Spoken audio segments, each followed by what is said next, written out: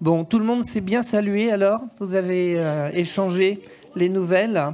Bon alors, soyons encouragés dans... Oui, tout le monde arrive, alléluia. Bienvenue et asseyez-vous, mettez-vous à l'aise. Donc on va relire pour s'encourager au début de ce culte quelques messages qui sont passés cette semaine sur le WhatsApp de l'Église.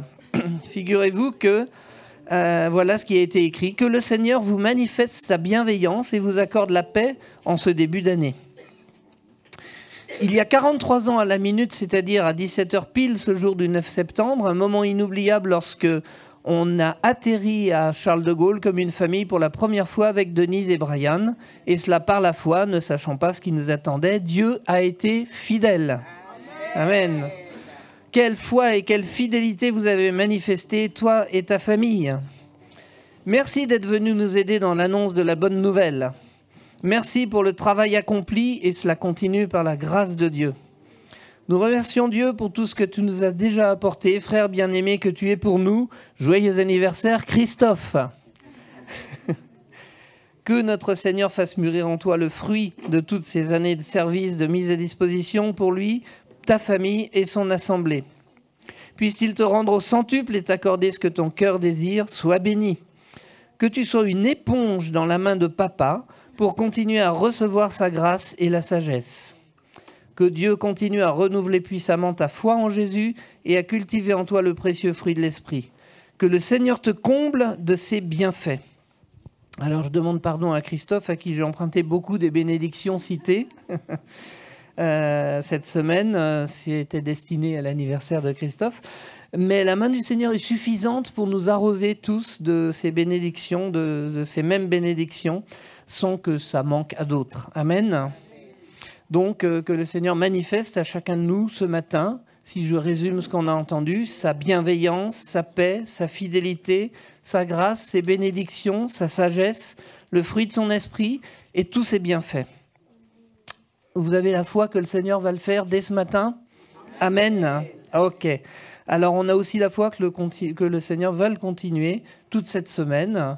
On n'hésite pas à le partager aussi sur le WhatsApp, hein, comme ça on pourra encore se faire des sessions intéressantes.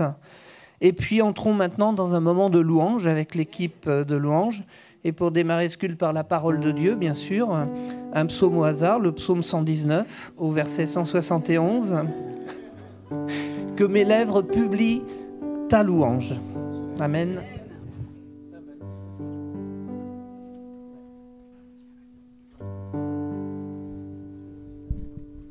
Alléluia. Bienvenue à tous, bonjour. Sentez-vous bien au milieu de nous ce matin? Sentez-vous bien dans la présence de Dieu ce matin? Amen. Alléluia. Merci Seigneur pour ta présence. On va le louer, on va le célébrer, on va l'élever, on va l'accueillir. Je vous demande de vous lever si vous voulez bien. Alléluia. On va proclamer que notre Dieu est bon, qu'il ne change pas, qu'il est toujours bon. Il est le même hier, aujourd'hui et éternellement. Amen. Alléluia. Même quand les circonstances nous font croire le contraire, nous regardons les circonstances en face et nous leur disons, notre Dieu est bon. Il ne change pas. Amen. Alléluia.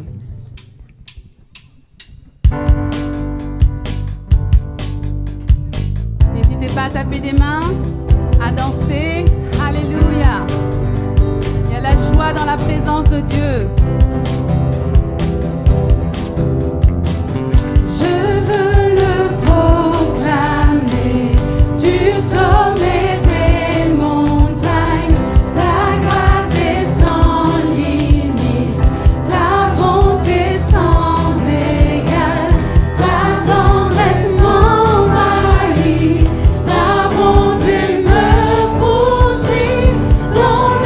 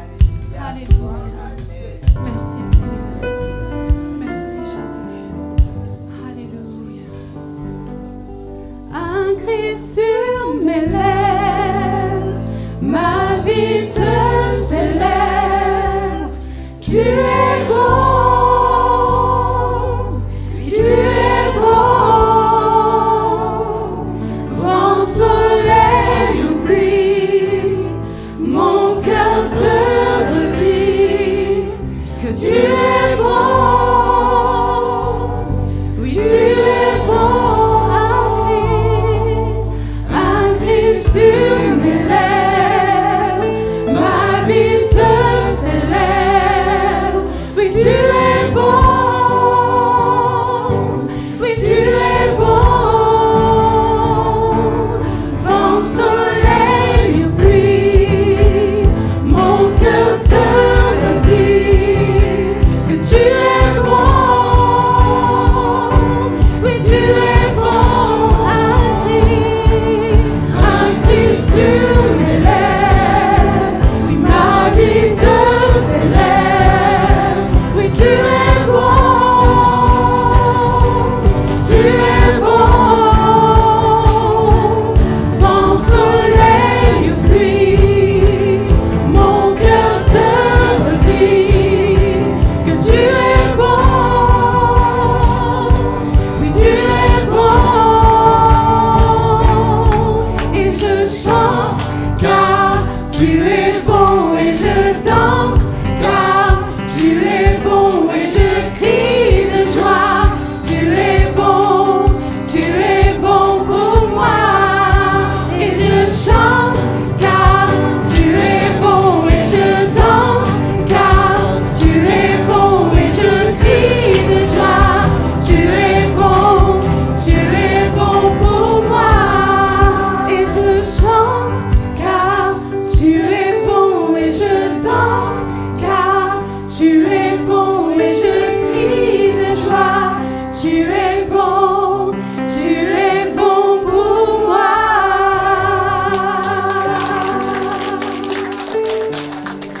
Alléluia, Jésus. Seigneur, nous croyons que tu es bon. Alléluia, nous croyons que tu es bon, Seigneur. Nous le croyons, nous le déclarons. Seigneur, tu es bon. Alléluia. Merci pour ta bonté, Seigneur, qui nous poursuit. Alléluia. Merci parce que tu es celui qui nous traite, pas selon ce qu'on fait, pas selon nos péchés. Tu nous traites selon ta bonté. Seigneur, merci. Merci, Seigneur. Tu nous fais grâce sur grâce. Seigneur, quand on se tourne vers toi, quand on revient sincèrement, Seigneur, quand on se repent, Seigneur, tu nous traites selon ta bonté. Merci, Seigneur. Merci, Seigneur. David avait compris quand il a dit « Je préfère tomber dans les mains de l'Éternel que dans les mains de l'ennemi. » Seigneur, traite-nous selon ta bonté. Alléluia. Nous voulons compter sur toi. Nous pouvons compter sur toi. Alléluia. Alléluia.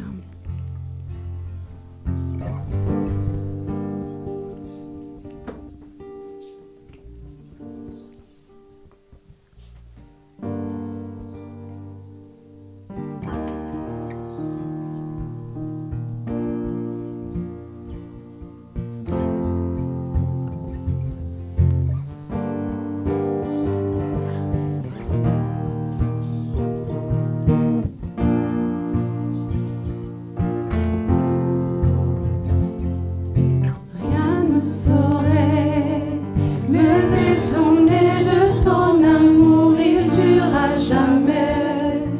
Les guides mes pas chaque jour, je tiendrai bon. Je compterai sur toi.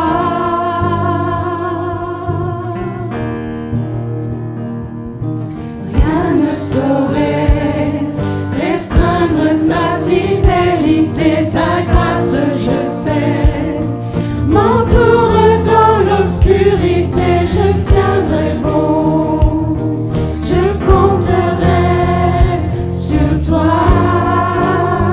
Rien ne saurait.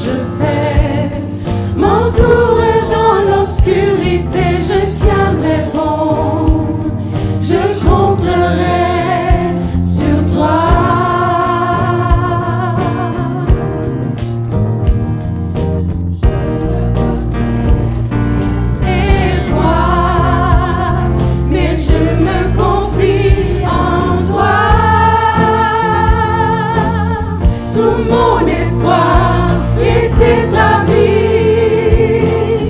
sur ton amour et ta justice. Je ne suivrai nulle autre voie. Je me confie, m'appuie sur toi. Je tiendrai bon. Je compterai sur toi.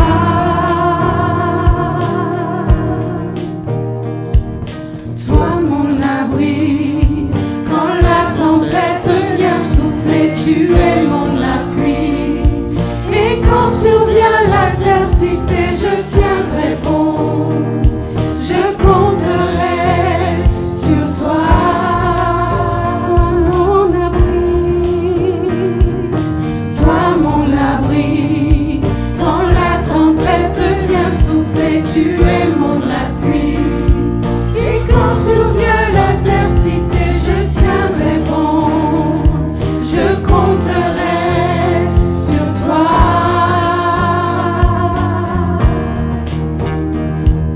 Je ne peux saisir tes voies, mais je me confie en toi.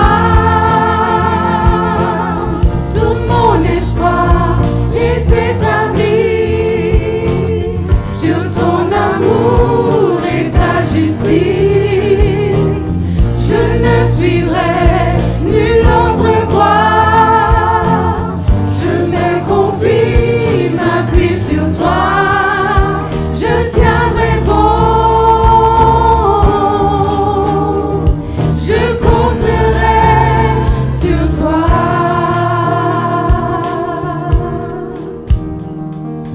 Toi mon abri, quand la tempête vient souffler, tu es mon appui. Et quand survient l'adversité, je tiendrai bon. Je compterai sur toi. Dis-lui encore, toi mon abri. Toi mon abri, quand la tempête vient souffler, tu es mon appui. Et quand survient l'adversité, je tiendrai bon. Je compterai sur toi.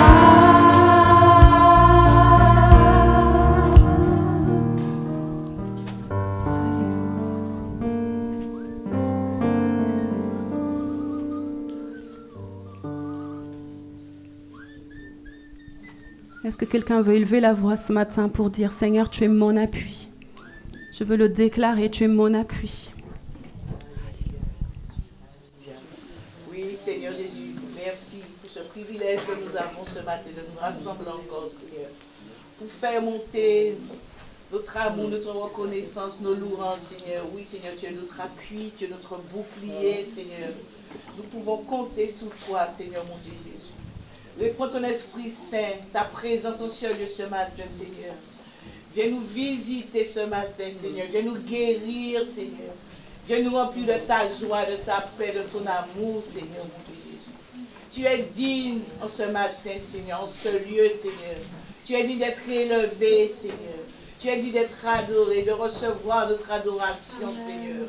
À toi tout honneur, toute gloire, Seigneur, pour qui tu es, notre Dieu, notre Dieu. Réponds ta grâce, Seigneur Jésus, ta miséricorde, Seigneur, en ce lieu, ce matin, Seigneur. Viens toucher nos vies, nos cœurs, nos pensées, Seigneur. Éloigne de nous tous ceux qui te déplaisent, Seigneur, mon Dieu Jésus. Merci, Seigneur, merci. Aide-nous toujours à regarder à toi, Seigneur, à suivre les voies que tu as tracées, tes instructions, tes décrets, tes prescriptions, Seigneur Jésus. Alléluia, alléluia, sois loué, béni, exalté. Pour qui tu es, notre Dieu, notre roi. Amen. Amen. Amen. Alléluia, Seigneur. Que celui qui demeure à l'abri du Très-Haut repose à l'ombre du Tout-Puissant. Je dis à mon Seigneur, mon refuge, mon rocher, mon Dieu en qui je me confie. Gloire soit donnée à ton nom, gloire soit donnée à la personne que tu es, Père. Gloire soit donnée vraiment au nom de l'Éternel ce matin. Que chacun puisse reconnaître Dieu dans sa vie dans ce qu'il fait, dans ses actions et dans son quotidien. Aide-nous vraiment à te reconnaître. Manifeste-toi dans nos vies. Manifeste-toi dans notre quotidien, Seigneur. Pas simplement dans des actions précises, mais tout au long de la journée, Père. Que chacun puisse être touché par ta grâce, par ton amour et par ta paix. Que chacun soit caractérisé par cette grâce et cette paix qui te manifestait. Gloire soit rendue à ton nom. Amen. Amen. Jésus, je compte sur... Je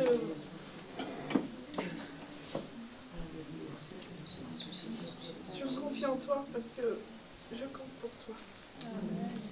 Jésus, je te suivrai parce que dans la lumière de l'obscurité, tu es là. Et tu prends soin de moi. Jésus, que ton nom soit élevé. Au-delà de tout, au-delà des nations. Tu es notre tout. Tu es notre tout et nous t'aimons.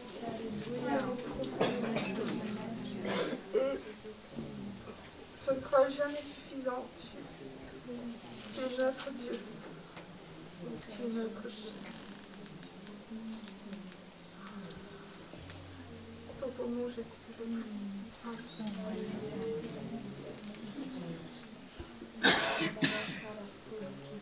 Merci Seigneur car tes bontés ne sont pas épuisées. Merci Seigneur parce que tes bontés sont innombrables dans nos vies, dans ma vie Seigneur. Et cette vérité me permet de, lorsque je suis à terre par les épreuves, lorsque je suis à terre par le quotidien, me rendre compte que finalement toi tu es toujours là. Me rendre compte que tu es mon appui, que tu me permets d'avancer, que tu es celui qui me garde à tout moment, que tu es celui qui me garde dans l'épreuve, que tu es celui qui me garde face à l'adversité, que tu es celui qui me prend la main et qui me dit Tania, on y va ensemble. Et Seigneur, rien que pour cette vérité, Seigneur, je te célèbre aujourd'hui. Pour cette vérité, Seigneur, je te dis merci. Pour cette famille qui m'a permis d'avoir cette vérité, de connaître cette vérité, pour cette église qui m'a permis de connaître cette vérité, pour mes parents qui m'ont permis de connaître cette vérité, Seigneur, je te loue et je te rends gloire, Seigneur. Et aujourd'hui, je le déclare haut et fort. Toi, tu es mon Père, toi, tu es celui qui me garde à tout moment. Quand bien même je pense être fatiguée, quand bien même je pense ne plus avoir de force, toi, tu es ma force et tu renouvelles mes forces. Et pour tout ça, Seigneur, mais comment ne pas élever ma voix ce matin et te dire je t'aime, Papa, je t'aime pour tout ce que tu fais dans mon quotidien. Même quand c'est difficile, toi tu es là. Tu es là et tu ne cesses de me regarder. Tu es là et tu ne cesses de dire allez, prends courage, lève-toi et marche. Merci Seigneur pour cet amour, Seigneur. Et c'est avec joie, c'est avec humilité aussi, Seigneur, que je veux répandre ton amour aussi autour de moi, Seigneur. Mais merci pour tes bontés, merci pour cet appui que tu es dans mon quotidien, Seigneur. Et je te rends simplement gloire ce matin. Alléluia.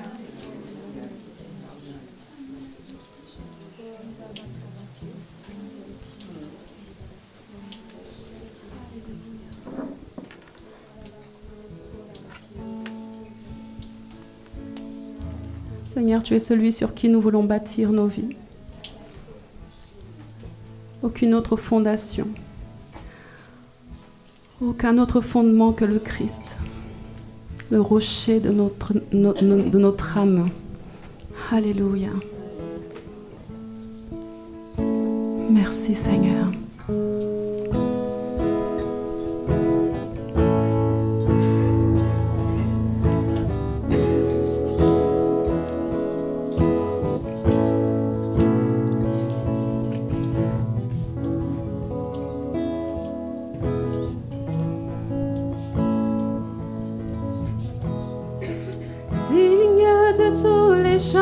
Que je chanterai,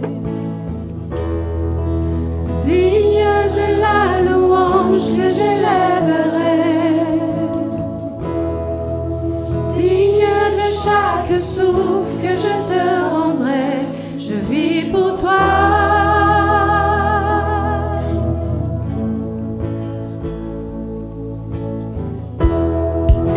Jésus, le nom au-dessus de tous les noms.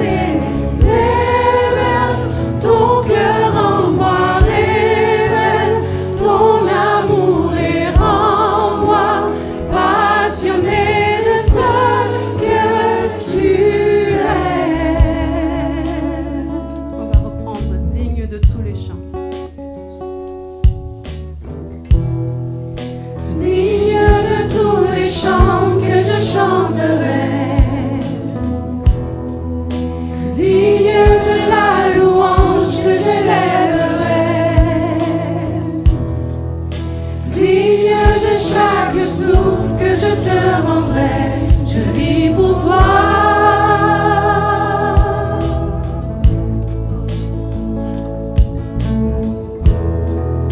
Jésus, le nom au-dessus de tous les noms. Jésus, tu es le seul m'offrant le pardon. Digne de chaque souffle que je te rendrai, je vis pour toi.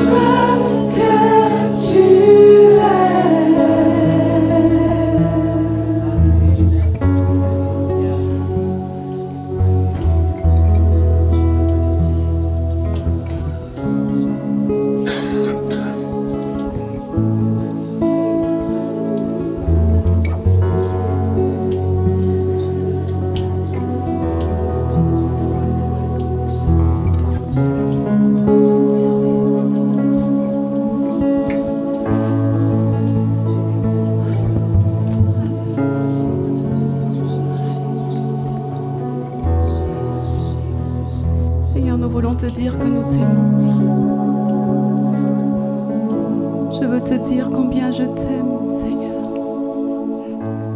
Oh Jésus, reçois notre amour ce matin, Seigneur, aussi imparfait soit-il.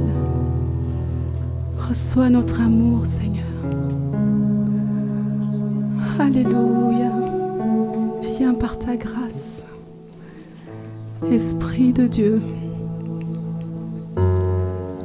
Et cet amour que tu as répandu dans nos cœurs, qu'il soit répandu maintenant sur la terre, à travers nous. Qu'il soit répandu sur notre prochain, sur nos voisins, sur notre entourage, sur nos familles, sur les personnes qu'on croise chaque jour. Seigneur, que ton amour soit visible dans notre regard, dans nos paroles, dans notre attitude. Que ton amour soit visible, Seigneur. Alléluia. Alléluia, Seigneur. Je veux encore te louer, te bénir ce matin, Seigneur. Merci, Seigneur, pour la personne que tu es. Merci pour qui tu es pour nous, Seigneur. Je mets toute ma confiance en toi, Seigneur. Tu connais mes défis. Seigneur, tu connais tout de moi, Seigneur. Et en ce matin, Seigneur, je veux te dire que je t'aime, Seigneur. Je veux te célébrer ce matin, Seigneur. Je veux faire monter vers toi, Seigneur, toutes mes louanges, Seigneur. Et Seigneur, je voudrais dire, Seigneur, le psaume de David, Seigneur.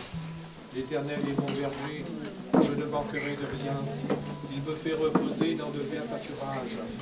Il me dirige près des eaux paisibles. Il restaure mon âme. Il me conduit dans les sentiers de la justice à cause de son nom. Quand je marche dans la vallée de l'ombre de la mort, je ne crains aucun mal, car tu es avec moi. Ta houlette et ton bâton me rassurent. Tu dresses devant moi une table en face de mes adversaires. Tu induis ma tête et ma coupe déborde.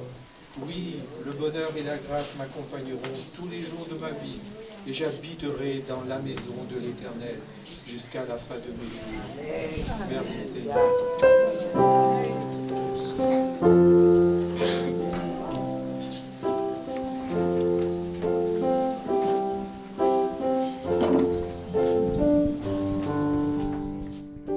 Ce qui m'était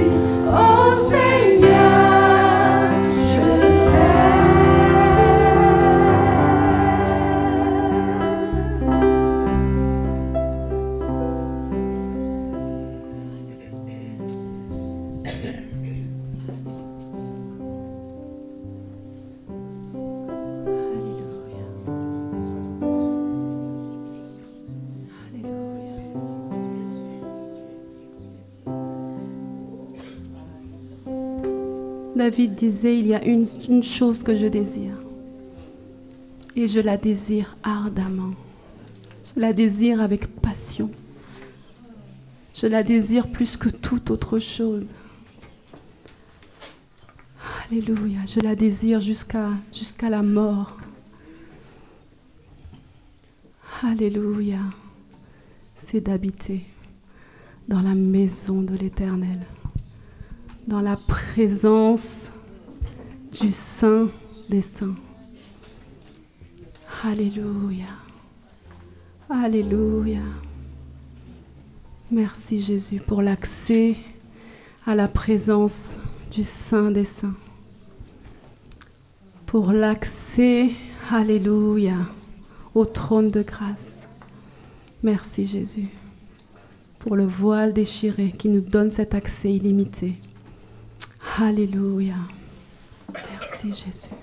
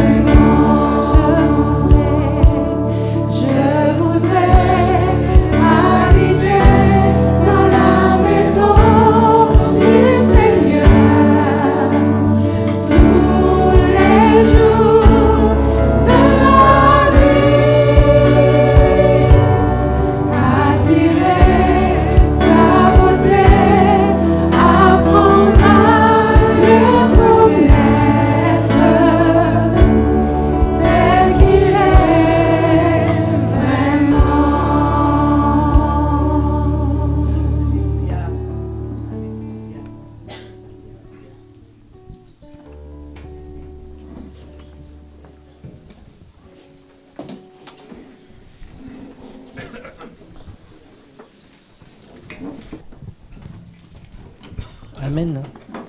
On a chanté le pardon, on a chanté le fait qu'on compte sur Dieu. Alors lisons le psaume 130. Du fond de l'abîme, je t'invoque, ô Éternel. Seigneur, écoute ma voix, que tes oreilles soient attentives à la voix de mes supplications. Si tu gardais le souvenir des iniquités, Éternel, Seigneur, qui pourrait subsister? Mais le pardon se trouve auprès de toi, afin qu'on te craigne. J'espère en l'Éternel, mon âme espère, et j'attends sa promesse. Mon âme compte sur le Seigneur, plus que les gardes ne comptent sur le matin, Israël, peuple des dieux, mets ton espoir en l'Éternel, car la miséricorde est auprès de l'Éternel et la rédemption est auprès de lui en abondance. C'est lui qui rachètera Israël de toutes ses iniquités. Alléluia. Et puis, donc, on a chanté aussi, et on a entendu le psaume 23 dans les prières. On vient de chanter qu'on désire ardemment vivre dans la maison du Seigneur, tant qu'on est ici, sur la terre. C'est ce qu'on peut appeler une vision, une scène que l'on se représente et qui nous fait du bien. Et puis, c'est aussi un objectif, un but à atteindre. On veut que partout où nous sommes, ce soit la maison du Seigneur, n'est-ce pas ? Donc, il y a un lieu particulier où on dit qu'on est dans la maison du Seigneur. C'est bien sûr ce local. On l'a élu comme un endroit où on peut effectivement se réunir, puis librement vivre notre vie ensemble avec le Seigneur. On peut le louer ici, on peut l'adorer ici, on peut rendre un culte ici, on peut faire le ménage ou la cuisine ici, on peut suivre des cours de base ou des cours INSEE ici, tout ça pour le Seigneur, avec le Seigneur. On peut même remplir des feuilles à trous avec les passages du psaume 119. On verra tout à l'heure. Et puis on peut planifier nos actions envers le quartier aussi. On peut remplir l'entrée de bons gâteaux. Tout ça, c'est la maison du Seigneur, n'est-ce pas? C'est la convivialité. Et tout ce qu'on peut faire chez soi tranquillement, mais on peut le faire ensemble ici, grâce à ce local. Bon, c'est aussi une vision, ça, c'est la vision d'un lieu qui est dédié à notre Dieu et qu'on veut faire fonctionner pour sa gloire. Évidemment, le sens spirituel de ce lieu terrestre, c'est la vision de tout ce que ça rend possible. Comme on est sur Terre, ce fonctionnement a un coût et on doit l'entretenir. C'est le sens matériel ce matin de nos dîmes et offrandes que je vous propose maintenant de déposer dans les sacs à offrandes qui vont passer. Alors faisons comme Jacob. Jacob, lui, il a pris la décision qu'après la vision de l'échelle, il avait dressé un monument à Dieu. Il avait dit, cette pierre que j'ai dressée pour monument sera la maison de Dieu et je te donnerai la dîme de tout ce que tu me donneras. Voilà, donc je vais demander à 2 personnes de venir passer. Peut-être Daniel, tu veux venir passer les sacs à offrandes? Merci. Et puis, qui est-ce qui veut venir? Peut-être Pierre, il n'est pas là? Tiens, Christophe. Hop, voilà. Si vous voulez.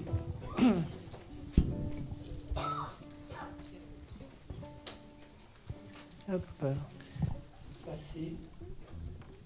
Et on va chanter.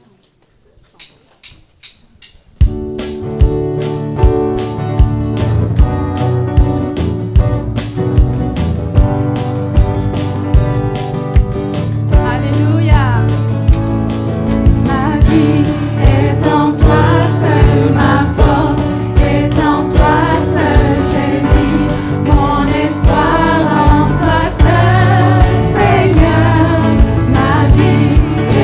toi seul.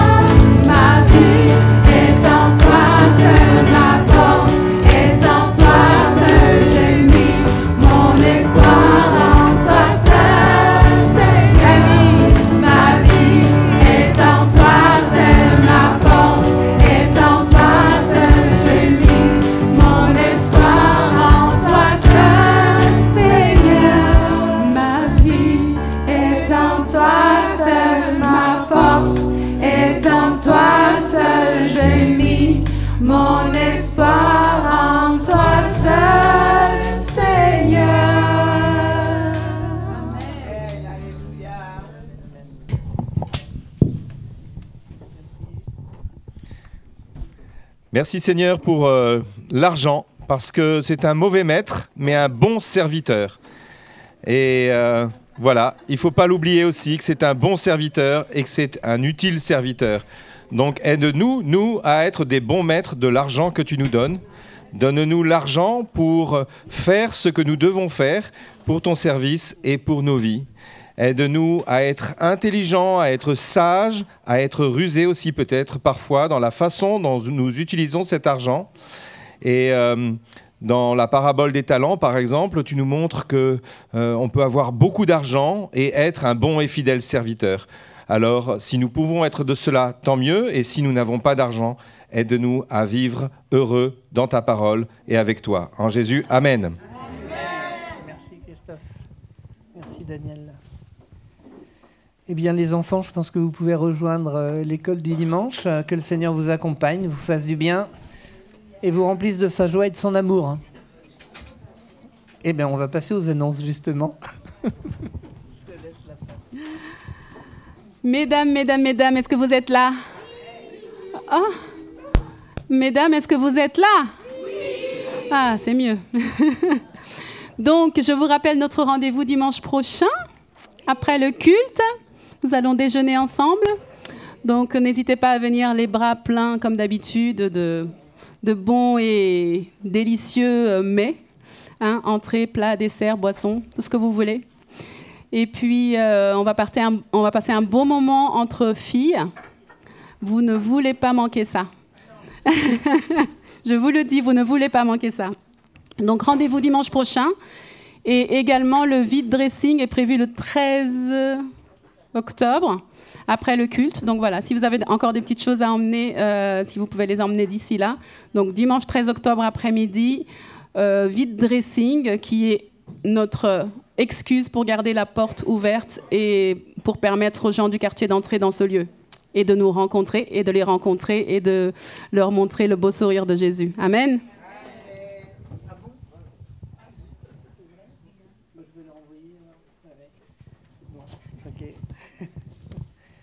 Ok, donc parmi les autres annonces, la réunion de prière, toujours le mardi à 19h30. Et puis, les inscriptions pour le ménage sont toujours ouvertes pour ceux qui veulent. Il y a une petite feuille au fond de la salle. Alors, si on relit le verset 171 du psaume 119 qu'on a lu en entrée de ce culte, mais jusqu'au bout cette fois-ci, ça dit que mes lèvres publient ta louange, car tu m'enseignes tes statuts. Ça nous dit quoi? Que la vérité 119, 171. Que mes lèvres publient ta louange, car tu m'enseignes tes statuts. Donc la véritable louange, c'est enraciné dans notre connaissance de la parole de Dieu, n'est-ce pas? Et vous savez qu'en ce moment, on lit, on relit, mois par mois, le psaume 119 qui nous parle avant toute chose de la parole de Dieu. Merci Seigneur. Merci Seigneur, merci pour cette journée, merci pour ta grâce, ta miséricorde et pour ce temps de partage autour de la parole. Seigneur, je prie vraiment Seigneur que tu disposes nos cœurs et je prie Seigneur vraiment que tout ce que tu agrées soit être retenu dans les cœurs et tout ce que tu n'agrées pas soit oublié. J'ai prié au nom de Jésus. Amen. Amen. Alors, je vois qu'il y a de nouvelles personnes parmi nous et je vois qu'elles sont motivées à faire l'examen, donc c'est très bien. Ne soyez pas intimidés, ne vous sentez pas obligés de retourner vos feuilles. Donc voilà, en tout cas, soyez les bienvenus. Voilà, ok. Ok, on va essayer de partager. Donc c'est la première fois qu'on se voit depuis la rentrée scolaire, n'est-ce pas? Les années passent, mais il y a des choses qui ne passent pas, n'est-ce pas? Et parmi les choses qui ne passent pas, on espère qu'il y a la constance dans la marche avec le Seigneur. En tout cas, je l'espère pour chacun d'entre nous. En tout cas, c'est un encouragement de voir en tout cas certaines personnes qui sont toujours comment dirais-je, toujours engagés, toujours présents, toujours à être des encouragements pour les autres. Que le Seigneur, en tout cas, vous bénisse par rapport à ça. et que le Seigneur nous aide tous, autant que nous sommes, à être des encouragements les uns pour les autres. Voilà, ok. Alors, voilà, on va partager quelque chose de la parole. Moi, j'espère en tout cas que c'est un peu le sens de l'exercice qu'on vient de faire. J'espère que vraiment vous aimez la parole de Dieu et que vous l'utilisez comme on parle de code de la route, mais comme code de la vie. Voilà. J'espère simplement que c'est le cas et ça doit être d'autant plus le cas pour nous qui nous inscrivons plus ou moins dans la tradition des églises, on va dire, protestantes, pour lesquelles l'écriture a une place assez particulière. Okay? Alors, moi, j'aime bien quand ce que j'aime bien dans la Bible, déjà, pour faire une remarque, c'est que déjà la Bible, c'est l'histoire de Dieu avec les hommes. Okay? Donc, on n'a pas raconté dans la Bible toute l'histoire qu'il y a eu entre Dieu avec les hommes. Le Seigneur a fait en sorte que certaines histoires soient là, et ce qui est suffisant pour notre instruction, qui est suffisant pour le connaître et pour marcher avec lui de façon, comment dirais-je, comme lui le désire. Et une des choses que j'aime bien dans la Bible, c'est que quand on regarde il y a une quarantaine d'auteurs, hein, donc si vous ne le savez pas, il y a une quarantaine d'auteurs. Et quand on regarde le profil de ces 40 auteurs, c'est des profils complètement variés. Il y a des gens qui font des tentes, il y a des rois, il y a des bergers qui sont même devenus rois, etc. On voit en fait que c'est très, très, très, très diversifié en termes de profil. Okay? Et il y a un profil que j'aime bien, parce qu'il est assez singulier. C'est le seul profil, c'est le seul auteur qui n'est pas juif. Est-ce que c'est qui? C'est le seul qui n'est pas juif. Luc, merci. Donc c'est Luc. Alors, j'aime bien Luc parce que... Alors, c'est très intéressant comme profil parce que moi, ça me parle bien. Je trouve que c'est très intéressant que Dieu choisit quelqu'un qui n'est pas juif, donc qui est païen, qui est médecin. Donc médecin, ce qui est censé nous guérir. Okay? Et qui dit médecin dit quoi aussi? Dit scientifique. Okay? Et quand on lit les écrits de Luc, donc à savoir les deux livres de Luc, l'évangile de Luc et les actes des apôtres, on perçoit que c'est un grand historien. Okay? Alors, pourquoi j'aime bien Luc? Parce que dans l'évangile de Luc, dans l'introduction de l'évangile de Luc, on va le lire. Je trouve qu'il donne, en fait, il donne, en fait, comment dirais-je, des points pour moi qui sont essentiels quand on veut être enseignant de la parole de Dieu. Okay? Donc, on va le lire un peu. Donc, juste les 4 premiers chapitres. Alors, il faut que je fasse attention au temps, puisqu'avec le truc, il ne faut pas que je déborde beaucoup. Luc chapitre 1, okay? Il dit « Plusieurs ayant entrepris de composer un récit des événements qui se sont accomplis parmi nous. » Donc déjà, il commence à dire « Moi, j'écris, mais je ne suis pas le seul. » Il y a d'autres qui ont écrit. Okay? Et donc, il dit « Suivant ce que nous ont transmis ceux qui ont été des témoins oculaires. » Donc déjà, c'est une manière de nous dire que ce qu'il raconte, c'est des faits. Et ces faits, les faits qu'il raconte sont corroborés par le fait qu'il y a eu des témoins oculaires. Donc ce qu'il raconte, ce n'est pas des fables. Okay? Donc déjà, dans la démarche, on voit que c'est quelqu'un vraiment de bien structuré. Okay? Après, il continue, il dit, donc, ceux qui ont été des témoins oculaires dès le commencement et qui sont devenus ministres de la parole, il m'a aussi semblé bon, après avoir fait des recherches exactes sur toutes ces choses. Donc c'est très intéressant. Il dit, ce que je vous raconte, c'est des faits historiques. On les a, tout ce que je vous dis, je les tire de ce que les témoins oculaires de ces faits nous ont transmis. Et après, il ne s'arrête pas là, il dit, en plus, j'ai fait des recherches exactes sur toutes ces choses pour être sûr que ce que je vous raconte, c'est la réalité.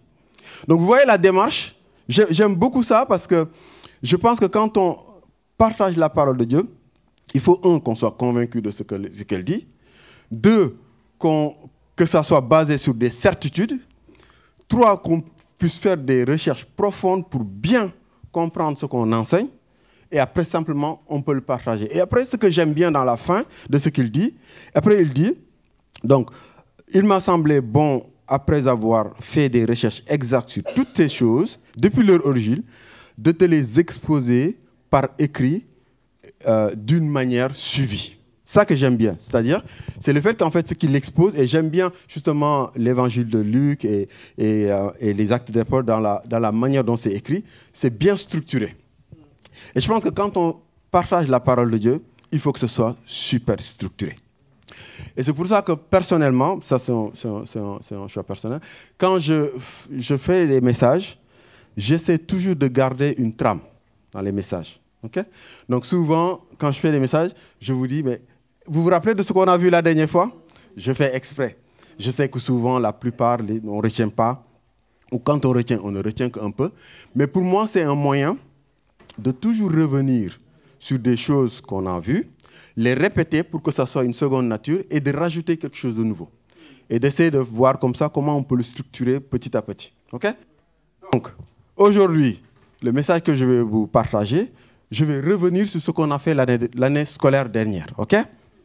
Et après, je vais rajouter quelque chose de plus. Comme ça, vous puissiez voir que voilà, qu'il y a une continuité dans les messages. Sauf quand, à un moment donné, par exemple, Marc me dit, est-ce que tu peux faire un message sur ça?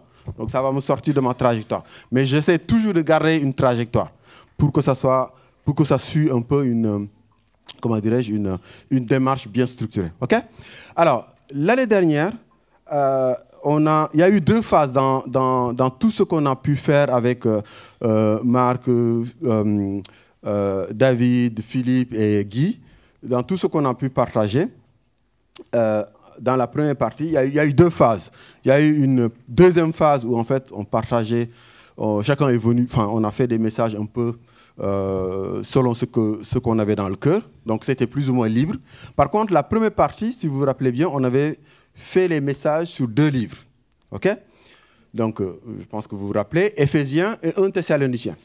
J'ai trouvé que c'était très intéressant parce que le choix était vraiment pertinent parce que, bon, Éphésiens, c'est connu comme étant le livre qui parle de l'Église. Okay? Alors, je trouve que toujours c'est un peu réducteur parce qu'Éphésiens parle des thèmes, vraiment d'autres thèmes hyper profonds, mais soit on retient ça, ça parle de l'Église. Et 1 Thessaloniciens, ça parle du retour du Christ. Okay?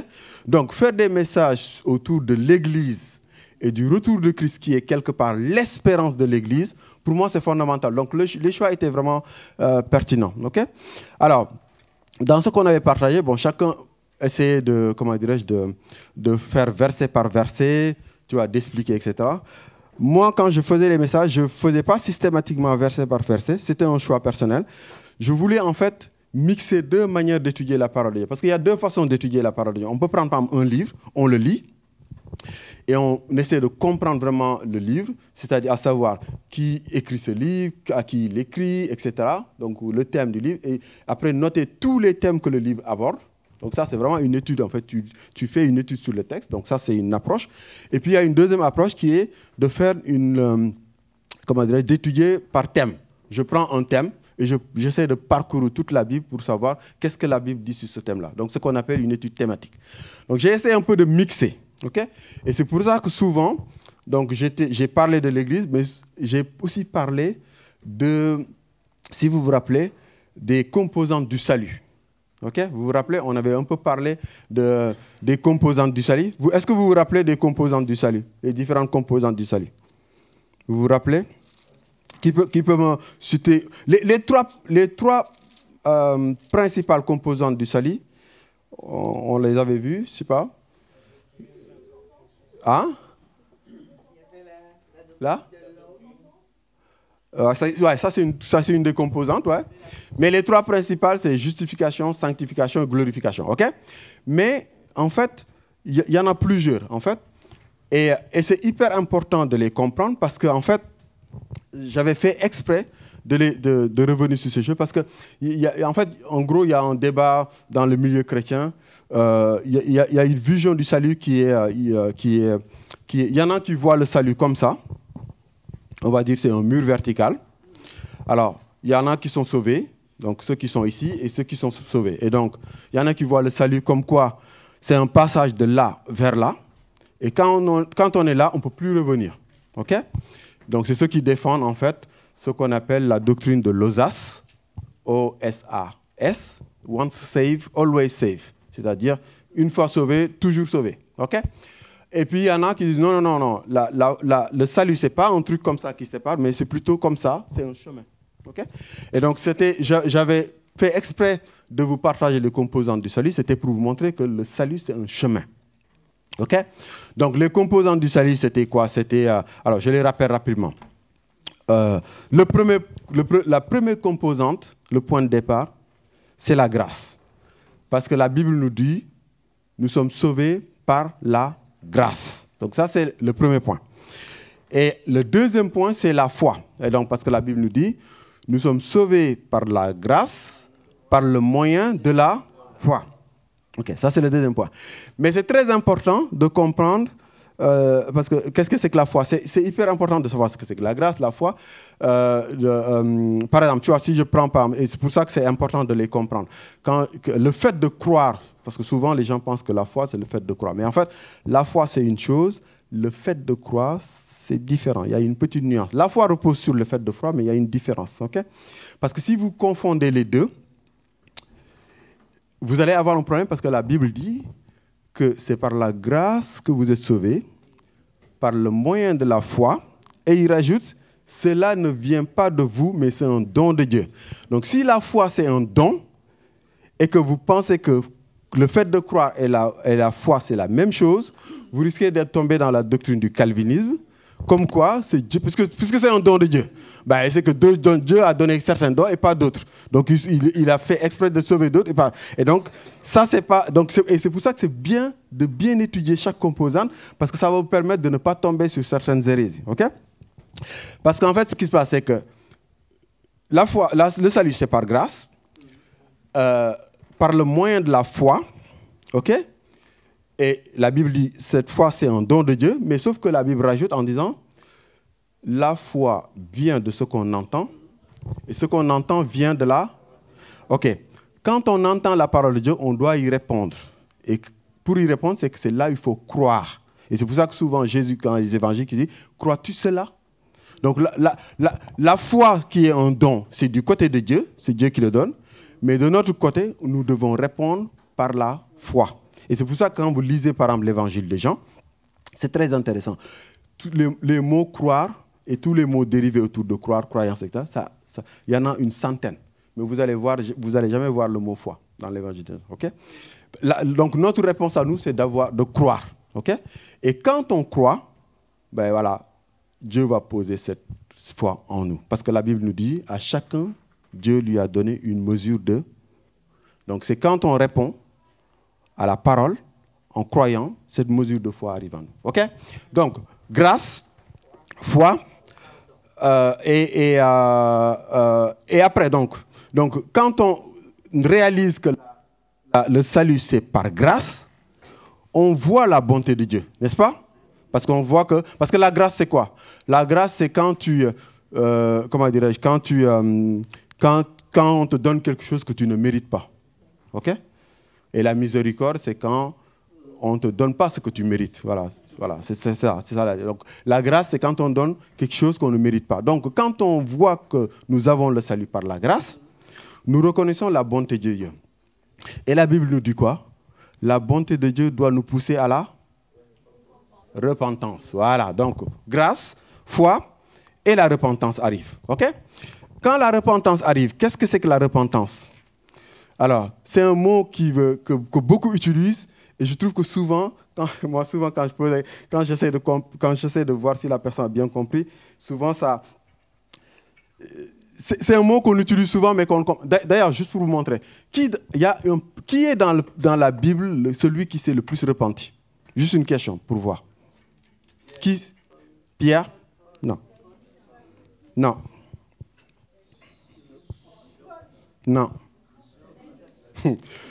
Bon, c'est Dieu lui-même. Le terme repentance vient toujours avec Dieu. Okay? Donc, il faut vraiment comprendre ce que c'est que la repentance. Hein? J'ai fait exprès pour vous montrer, en fait, parce que souvent, on a une mauvaise compréhension. Mais bon, parce qu'on n'a pas le temps. C'est dommage, en fait, on n'a pas le temps. Ces trucs, en fait, il faut les comprendre pour voir comment... Mais bon, bref, c'est pas grave. Mais en tout cas, pour donner un schéma, la repentance, c'est grosso modo, tu suis un chemin, tu n'es pas sur le bon chemin, à un moment donné, tu te rends compte, tu tournes et tu passes de l'autre côté. Tu vas de l'autre côté, ok? Donc, quand nous avons cette repentance, qu'est-ce qu'on tourne on était sur le mauvais chemin, on se tourne et on se dirige vers où? On se dirige vers celui qui est le consommateur de notre foi. Et celui qui est le consommateur de notre foi, c'est qui? C'est Jésus-Christ lui-même. Et qu'est-ce qu'on fait? C'est qu'on va à la croix, ok?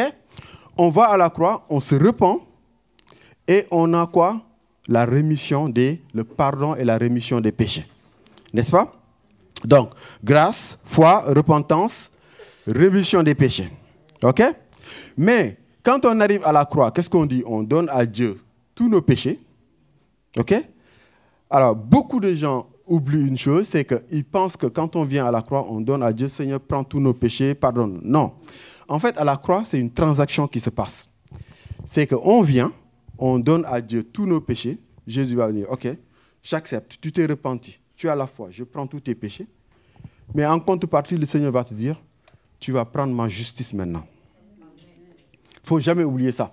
C'est-à-dire, les gens, ils pensent que Jésus porte, mais en fait, Dieu va te dire, tu vas prendre ma justice. Donc, tu vas marcher selon ma justice. Tu vas marcher, et donc, en prenant sa justice, qu'est-ce qu'on devient? On devient un disciple. Ok? Et donc, on va marcher en étant disciple de Jésus. OK? Donc, comme on prend sa justice, qu'est-ce qui se passe? Ben, déjà, nous sommes venus, nous avons demandé pardon, nous avons laissé nos péchés. Dieu nous a donné sa justice. Il y a deux effets. Nous sommes réconciliés avec Dieu. C'est ça que ça amène, la doctrine de la réconciliation. Nous sommes réconciliés avec Dieu, mais nous partons justifiés. Nous avons la justification. OK?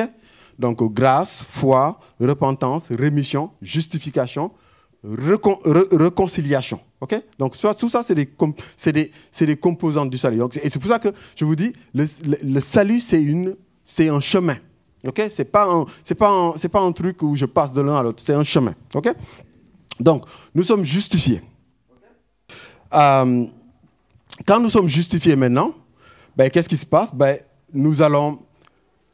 Dieu va nous créditer sa justice, va nous donner sa justice, et c'est ce qu'on appelle la doctrine de l'imputation. OK?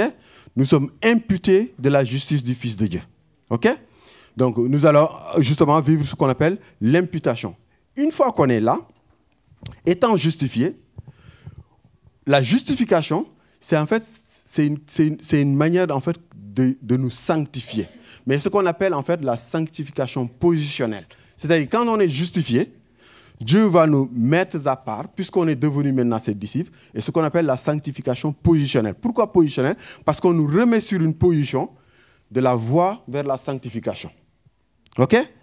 Et donc, du coup, quand on est sur cette voie de la sanctification, qu'est-ce qui se passe? Il y a deux choses qui vont arriver, et ce sont ces deux choses que beaucoup ne comprennent pas. C'est l'élection et la prédestination. L'élection, c'est que nous sommes élus parce que maintenant nous sommes disciples. Maintenant, parce qu'on avait vu ça quand on avait fait 1 Thessaloniciens, je me rappelle. Je vous ai montré que dans la Bible, presque tous les versets qui parlent de l'élection, il n'y a jamais loin le mot, il y a toujours à côté le mot servir. L'élection, ce n'est pas pour être sauvé, c'est pour servir.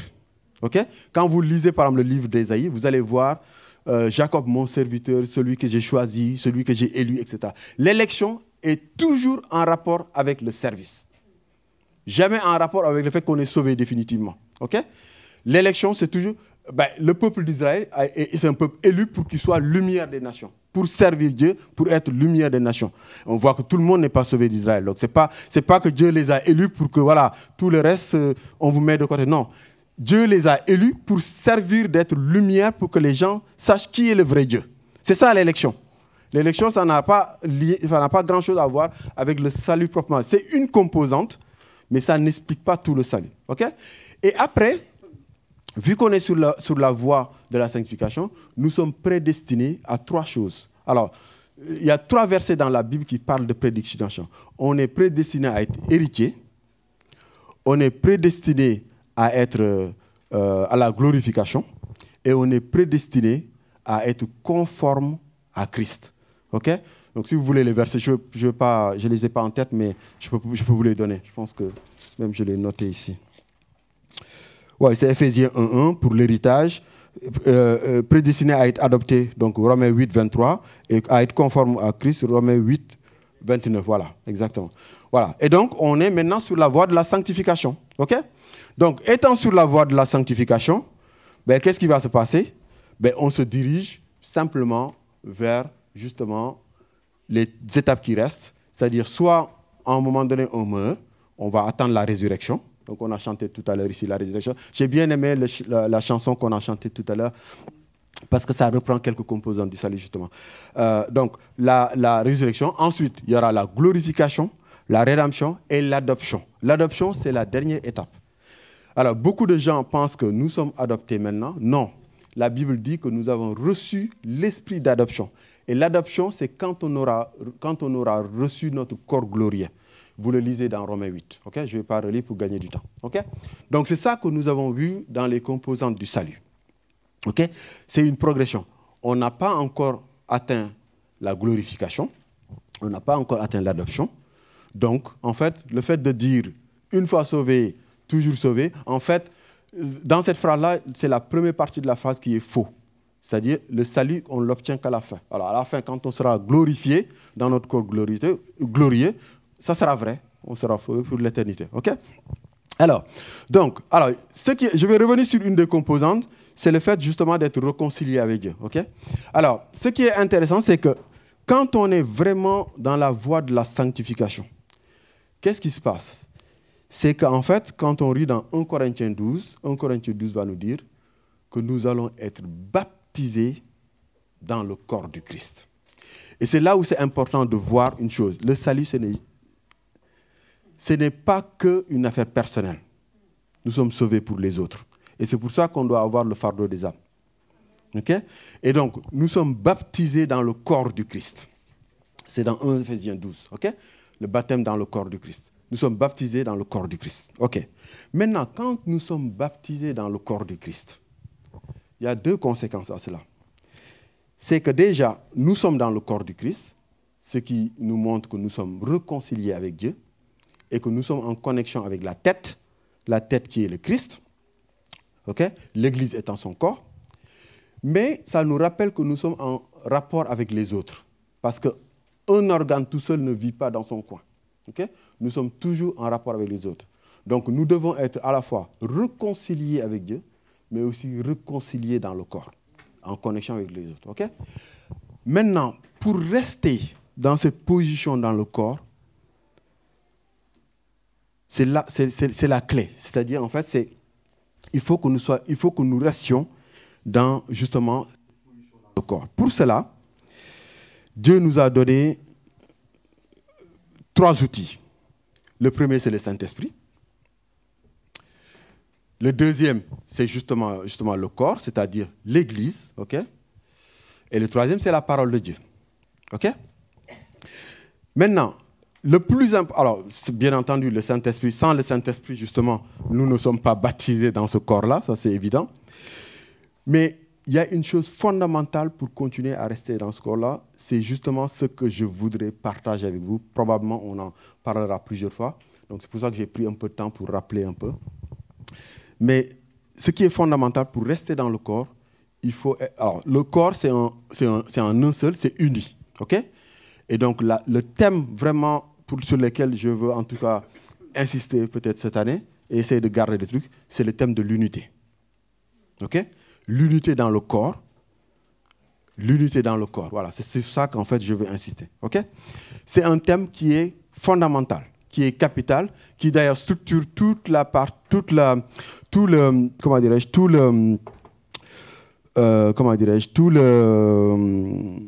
qu'on appelle la doctrine de la réconciliation. Okay?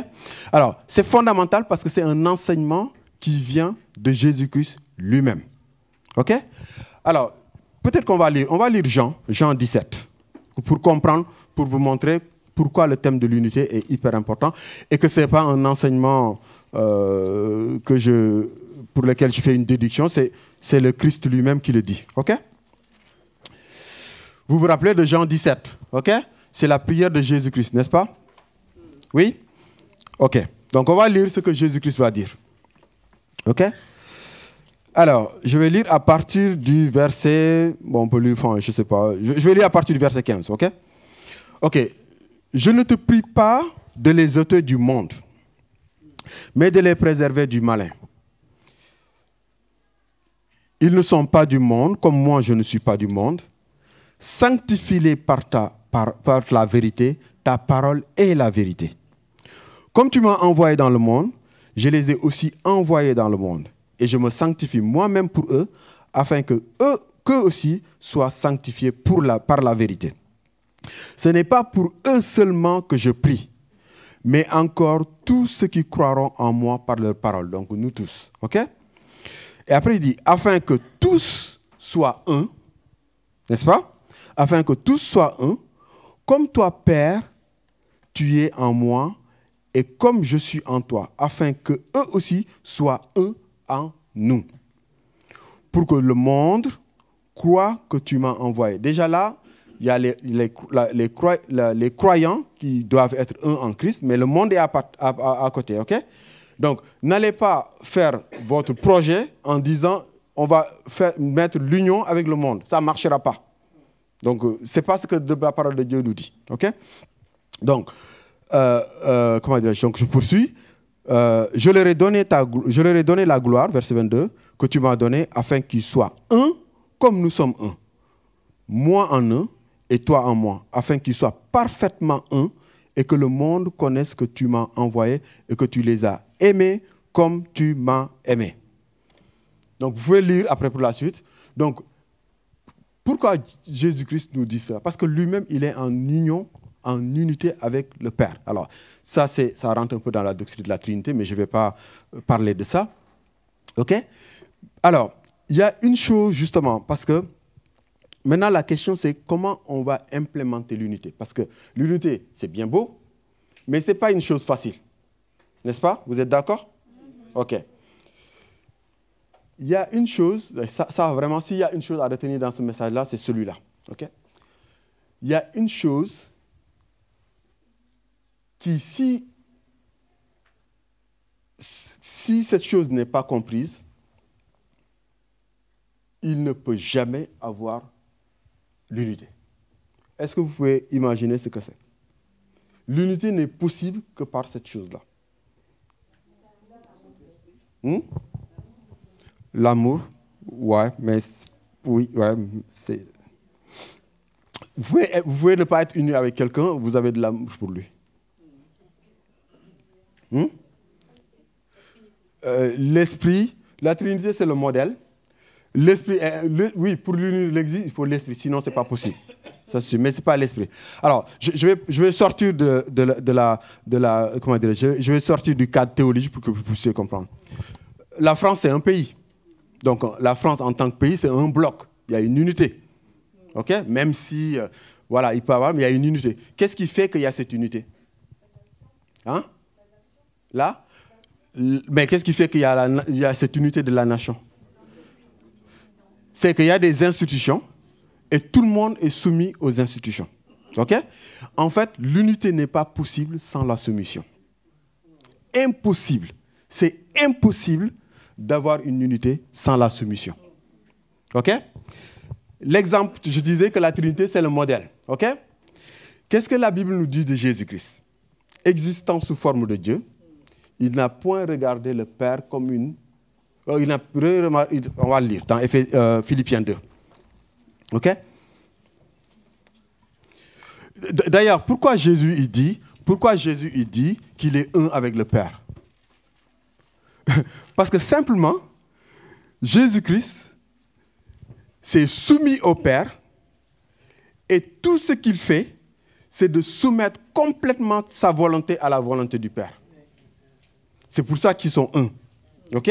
Et c'est comme ça qu'on comprend justement l'unité dans la Trinité. OK? Le Fils est complètement soumis au Père par le fait que toute sa volonté, c'est un choix personnel, hein, c'est un choix personnel. C'est-à-dire, en fait, l'unité n'est jamais quelque chose de forcé.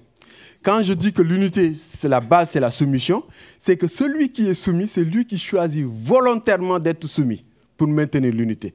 OK? Jamais quelque chose qu'on lui impose. OK?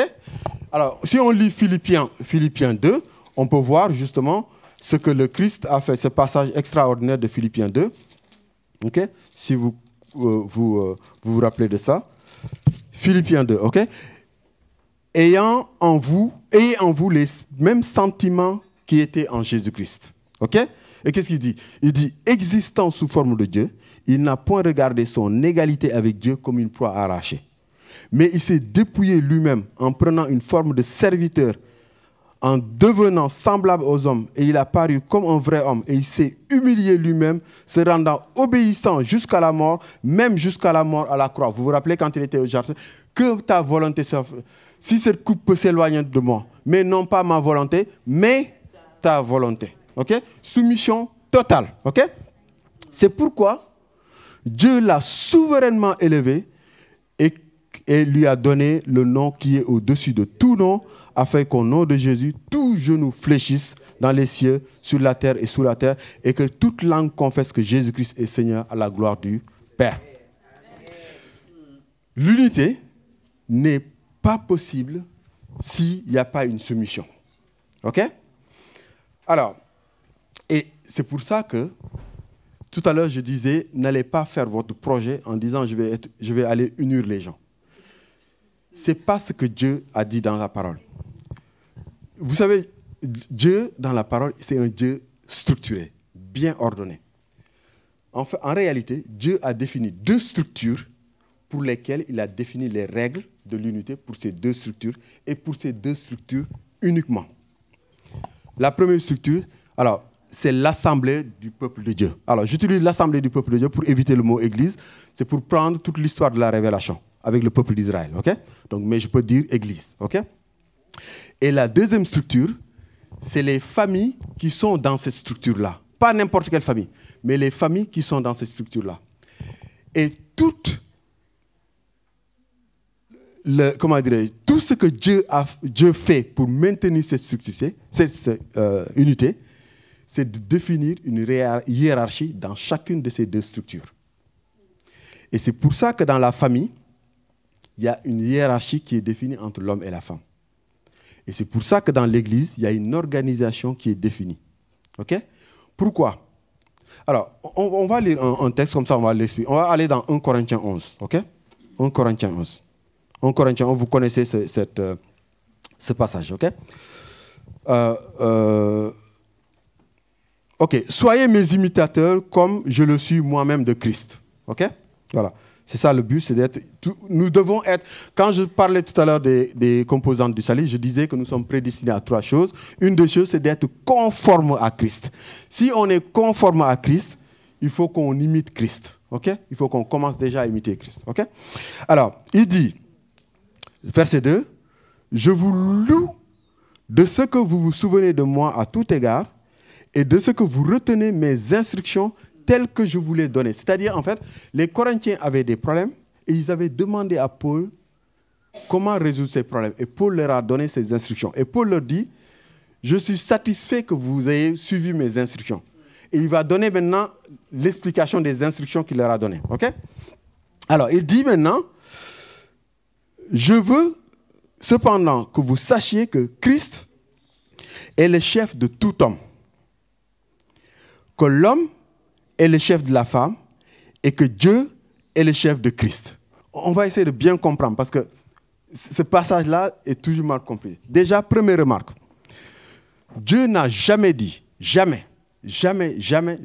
dit dans la parole qu'il y a une classe qu'il appelle homme,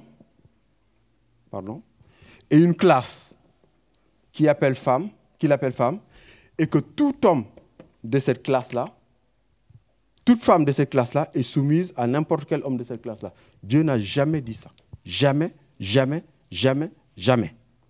On va essayer de comprendre ce qu'il dit. C'est-à-dire, en gros, ce qu'il dit. Il dit, Dieu, le Père, est le chef de Christ. Ça, c'est évident. OK?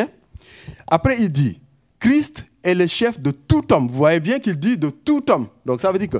Alors, il faut bien comprendre quand il dit tout homme, qu'est-ce qu'il entend. Parce qu'en fait, il ne faut pas oublier qu'il écrit à l'Église. Et donc, le tout homme, c'est tout homme de l'Église. Ce n'est pas tout homme de n'importe quel...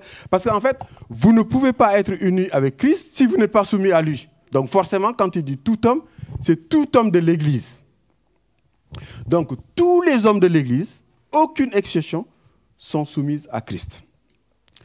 Mais, quand on dit que la femme doit être soumise à l'homme, ça ne veut pas dire, comme je viens de dire ici, que n'importe quelle femme ici est soumise à n'importe quelle femme. Dieu n'a jamais dit ça. Jamais.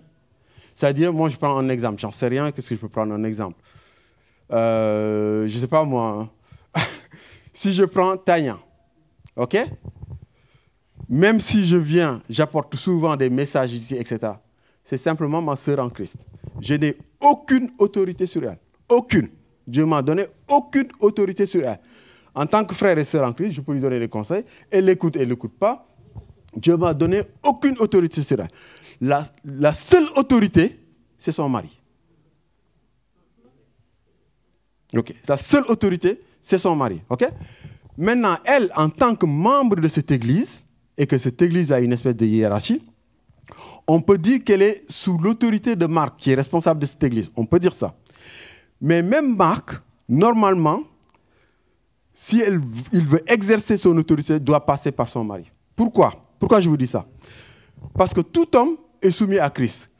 Est-ce que vous pouvez contourner le Christ en disant, bon, moi, le Christ est bon, je vais m'adresser directement au Père?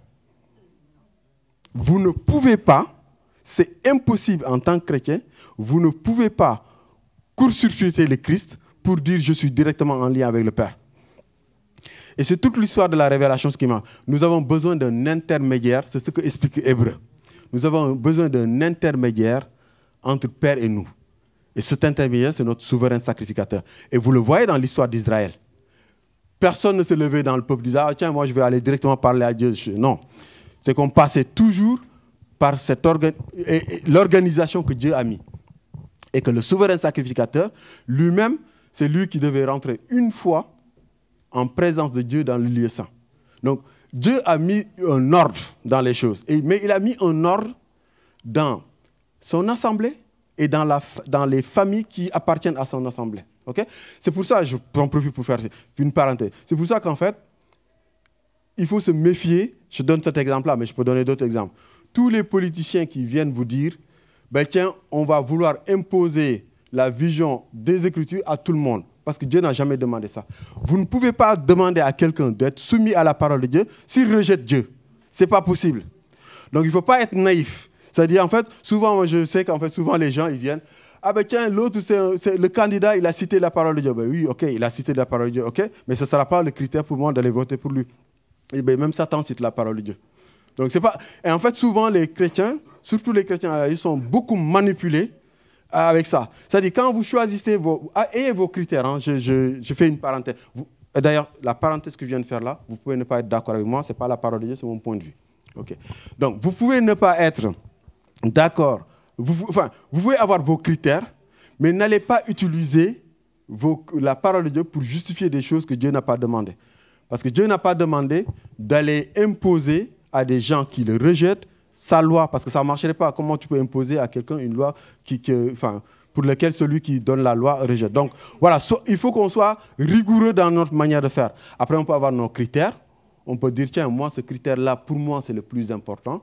Comme c'est ce candidat-là qui le porte, je vais voter pour lui. Vous êtes libre, il n'y a pas de souci.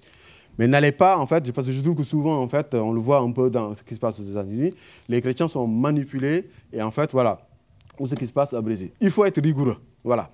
C'est pour ça que c'est important de savoir, de bien faire la part des choses. Et c'est pour ça que j'essaie d'expliquer en disant, les règles que Dieu établit, Dieu les a établies pour son peuple. Donc nous, ce qu'on doit faire, c'est de prêcher l'évangile pour faire rentrer les gens dans le peuple de Dieu. Et c'est seulement comme ça qu'ils vont être soumis à la loi de Dieu. Voilà. Et donc, du coup, ce qu'on va essayer, en tout cas dans les messages, c'est de parler de l'unité. Comment cette unité est possible dans la famille de Dieu et dans l'Église, pour aller simplement, okay, dans l'Église. Okay? Alors, moi, j'aimerais bien, si vous voulez, donc Marc n'est pas là, donc je lui demanderai son autorisation. En tout cas, pour ceux qui sont en responsabilité, groupe de femmes, groupe des hommes, peut-être d'en faire un thème aussi, de l'unité de l'Église. Et même pour les jeunes, je ne sais pas. Donc, si vous pouvez en discuter, voir, voilà, qu'est-ce que c'est que l'unité au sens biblique du terme et comment on peut implémenter l'unité. Parce qu'en fait, comme toujours, la foi, c'est notre relation avec Dieu, mais c'est aussi notre relation avec les gens avec qui on partage, au moins les gens avec qui on partage l'Assemblée, et puis le prendre un peu plus large, tous ceux qui reconnaissent en Jésus-Christ comme leur sauveur et Seigneur personnel. Okay? Donc voilà, parce que ça c'est important. Alors, pour juste finir, en fait, aujourd'hui, je vais juste parler. Alors, la structure de la famille, on fera un truc sur la structure de la famille, expliquer le pourquoi, du comment, etc. Parce que c'est hyper important, en fait, de comprendre. Tu vois, il y a même beaucoup de, comment dirais-je, beaucoup de, tu vois, par exemple, les thèmes, par exemple, sur les histoires du voile, les thèmes sur l'autorité. Je pense que c'est des choses, en fait, qu'il faut bien expliquer parce que la plupart, enfin, ce n'est pas des choses qui sont bien comprises dans l'Église. OK? Tu vois, par exemple, souvent, quand quelqu'un me parle, quand j'engage souvent des discussions sur la place de la femme dans l'Église ou dans la famille, etc., je dis, OK, tu es sûr que tu as bien étudié ce truc-là à la lumière de la parole de Dieu? OK. Souvent, je donne un verset, je dis, est-ce que tu comprends ce verset? Si tu comprends ce verset, ça veut dire que tu as bien compris ce que dit la parole de Dieu. Et le verset que je donne, c'est dans 1 Corinthiens 11 d'ailleurs, 10 qui dit, c'est pourquoi la femme, à cause des anges, doit avoir sur la tête une marque de l'autorité dont elle dépend. À cause des anges. Quel est le lien entre la femme et les anges? Si tu le comprends, c'est que tu as bien compris le sujet. Donc voilà, bon, ça peut-être qu'on viendra un jour là-dessus. Mais bon, ceci dit, donc, ce que Dieu a établi, c'est l'organisation au sein de son peuple. OK? Il me reste combien de minutes, Philippe? Je ne sais plus. 10 minutes? Bon, je pense que je vais pas. Bon, non. Non, mais ça prendra un peu plus de temps. OK, bon, c'est pas grave. Alors, je voulais pas l'aborder comme ça, mais ce sera une introduction pour la prochaine fois. La structure de l'Église, en fait, elle est simple. Hein. L'Église est structurée de façon... Alors, c'est marrant parce que c'est pas un thème crucial. C'est-à-dire, en fait, il faut... Là aussi, c'est pareil. C'est-à-dire, en fait, il faut toujours identifier les sujets qui sont déterminants. Tu vois, typiquement, quelqu'un qui nie la divinité de Jésus-Christ, ça, c'est un sujet déterminant. OK? Et après, il y a des sujets qui sont plus ou moins secondaires. Comme, justement, comment l'Église doit être organisée. La plupart des églises ne sont pas organisées telles que la Bible le décrit. Okay? Donc, c'est ça que je voulais vous montrer, mais je pense qu'avec 10 minutes, je n'aurai pas de temps. Mais en fait, il y a à peu près trois structures d'organisation qu'on voit dans les églises. Hein? Okay? Le modèle, c'est le suivant. La prochaine fois, on va le démontrer étape par étape avec la parole. Okay? Je n'aime pas donner des trucs comme ça sans démonstration, mais bon, ce n'est pas grave. La bonne structure, c'est ça. Okay? Je le mets sous forme pyramide. Ça a le Christ, les anciens, et puis la congrégation. C'est ça l'organisation. Christ est toujours la tête, les anciens et la congrégation. OK? Alors, il y a beaucoup de modèles, il y a des modèles qui utilisent ça. Si on prend par exemple les églises traditionnelles, OK? Ben, ici, vous allez voir, on va dire, c'est le pape qui dit qu'il est le vicaire de Christ sur terre. Après, vous avez les cardinaux, les archevêques, les évêques, les prêtres, et après, vous avez les laïcs en dessous. OK?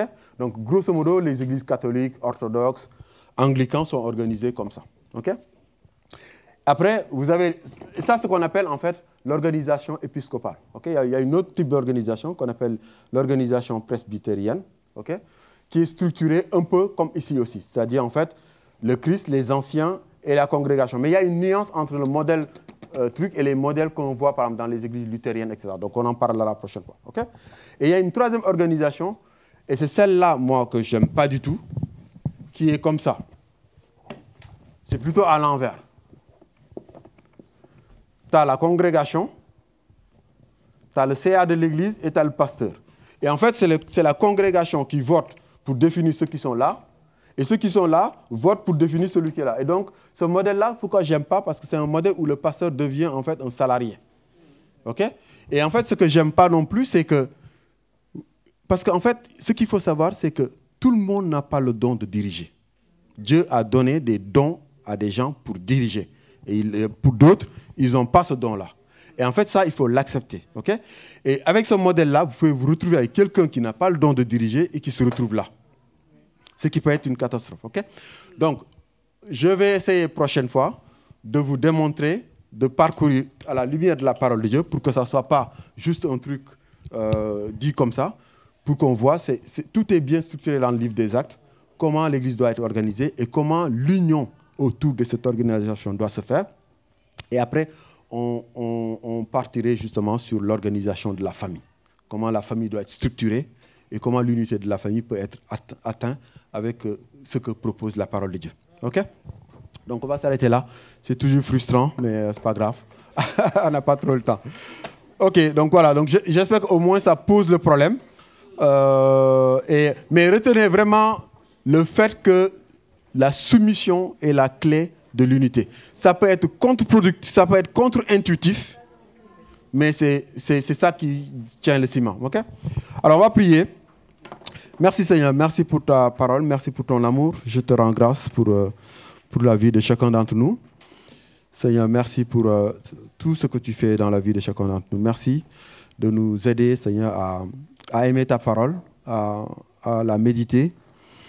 Et Seigneur, vraiment, je te prie que tu puisses, Seigneur, mettre dans le cœur de chacun d'entre nous ici l'amour pour ta parole, que chacun puisse aller lui-même creuser. Et je prie vraiment, Seigneur, que ton Esprit Saint puisse vraiment accompagner chacun d'entre nous dans l'étude de la parole, dans la compréhension, pour qu'on puisse, Seigneur, véritablement vivre une vie qui est conforme à ce que tu as, à ce que ta parole, Seigneur, veut de nous, Seigneur. Merci pour ton amour et bénis chacun d'entre nous, Seigneur. Je te prie de bénir chaque famille de notre église locale.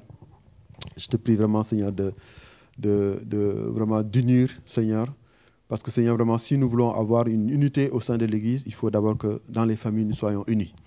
Et, Seigneur, vraiment, je prie pour cette unité dans chacune des familles de notre église. Cette unité qui est structurée autour de la manière dont tu as mis en responsabilité les uns et les autres, Seigneur.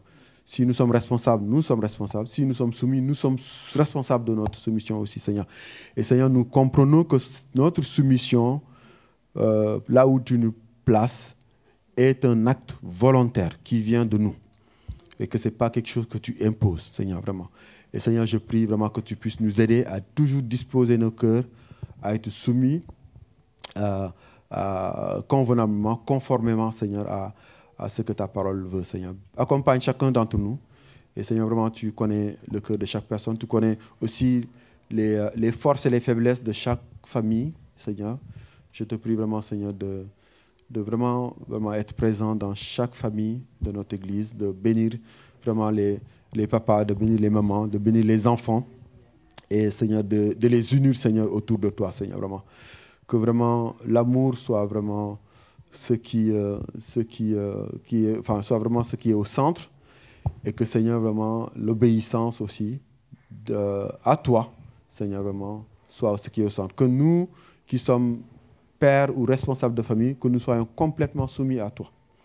Et que, Seigneur, vraiment tous nos choix soient faits parce que nous sommes soumis à toi et parce que aussi nous veillons au bien-être de notre famille. Merci, Seigneur. Merci pour les femmes de notre Église. Merci pour l'exemple qu'elles sont pour nous. Et je prie vraiment, Seigneur, vraiment que tu continues à les façonner. Merci vraiment parce que c'est souvent, Seigneur, vraiment les femmes qui sont vraiment les plus engagées, malheureusement. Je prie vraiment, Seigneur, que tu continues à les bénir et que, Seigneur, vraiment qu'ils puissent, Seigneur, toujours être là à nous aider. Aussi, Seigneur, vraiment à canaliser aussi certaines choses, Seigneur. Merci pour tout, Seigneur. Sois béni au nom de Jésus. Amen. Amen.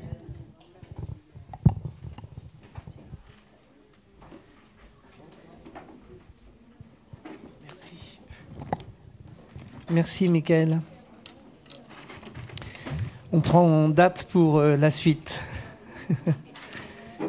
Alors, le culte se termine, on va prendre un moment pour échanger. Le Seigneur nous communique sa bénédiction. Donc aujourd'hui, ce sera au travers le dernier verset de la Bible. Que la grâce du Seigneur Jésus soit avec tous. Amen. Amen. À mardi et à dimanche.